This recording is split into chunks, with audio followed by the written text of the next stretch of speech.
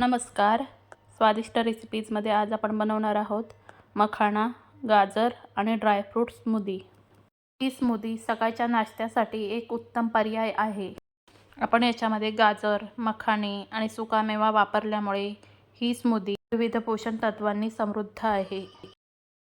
त्यामुळे ही स्मूदी शरीराला ऊर्जा देण्यासाठी आणि प्रतिकारशक्ती वाढवण्यासाठी उत्तम आहे.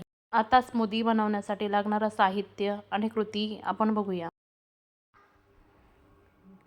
इथे मी 3 काजू घेतलेले आहेत, 4 बदाम, 4 पिस्ते आणि 1 अख्खा अक्रोड, 7 ते 8 मनुके आणि 3 सुके अंजीर घेतलेले आहेत.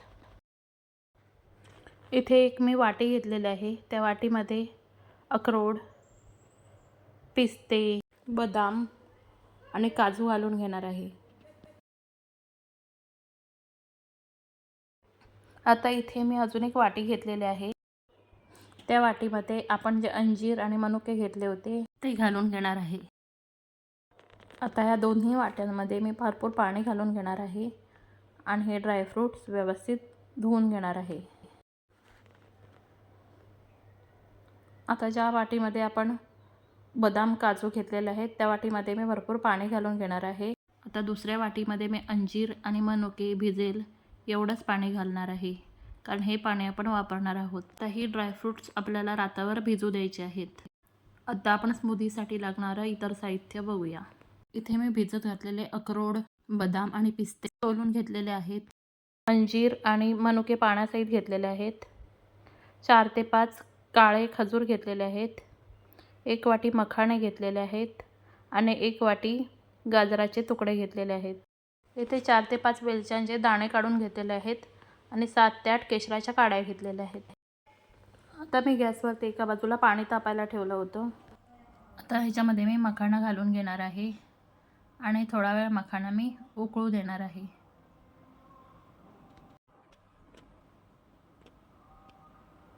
आता 5 मिनिटं हा मखाना आपल्याला असाच शिजू द्यायचा आहे. आता आपला मखाना थोडाफार शिजलेला आहे. आता याच्यामध्ये मी केशराच्या काड्या आणि वेलचीचे दाणे घालून घेणार आहे. आता याच्यामध्ये आपण जे गाजराचे तुकडे घेतले होते ते सुद्धा घालायचे आहेत. आता आपल्याला हे सगळं 10 ते 15 मिनिटं मऊ होईपर्यंत शिजू द्यायचं आहे.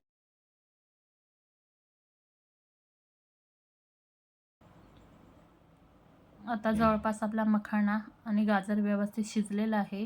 हे पूर्ण शिजल्यानंतरच आपल्याला याच्यामध्ये चवीनुसार गूळ घ्यायचा आहे.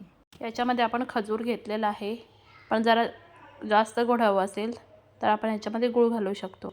गूळ नाही घातला तरीही चालेल. आता आपल्याला हे सगळं व्यवस्थित मिक्स करून घ्यायचं आहे आणि गूळ विरघळेपर्यंत आपल्याला हे शिजू द्यायचं आहे. आता हे सगळं मिश्रण व्यवस्थित शिजलेलं आहे. आता आपल्याला हे थंड होईपर्यंत बाजूला ठेवून द्यायचं आहे. आता आपला गाजर आणि मखाना थंड होतोय तोपर्यंत आपण एका मिक्सरच्या भांड्यामध्ये जे काजू, बदाम आणि पिस्ते घेतले होते ते बारीक वाटून घ्यायचे आहे. आधी कोरडेच वाटायचे आहेत. नंतर थोडं जाडसर वाटून घेतल्यानंतर त्याच्यामध्ये आपल्याला थोडं पाणी घालून घ्यायचं आहे आणि त्याची स्मूथ पेस्ट करायची आहे. आता ही पेस्ट आपण एका भांड्यामध्ये काढून घेणार आहोत. आता त्याच मिक्सरच्या भांड्यामध्ये मी भिजवलेले अंजीर आणि मनुके त्यातल्या पाण्यासहित घालणार आहे.